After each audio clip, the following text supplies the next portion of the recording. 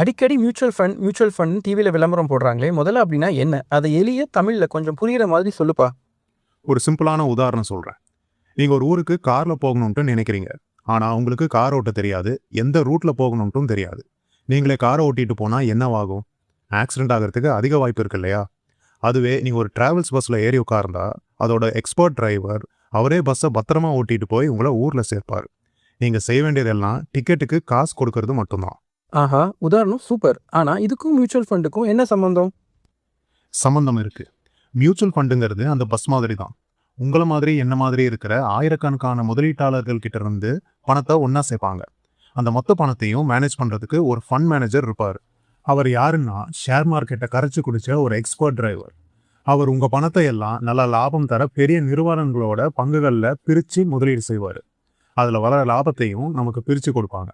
இதனாலேயே இதுக்கு பேர் மியூச்சுவல் ஃபண்ட். மறக்காம நம்ம சேனலை சப்ஸ்கிரைப் பண்ணுங்க, வீடியோஸை லைக் பண்ணுங்க, ஷேர் பண்ணுங்க. அடுத்த வீடியோவில் சீக்கிரமாக உங்களை சந்திக்கிறேன். நன்றி.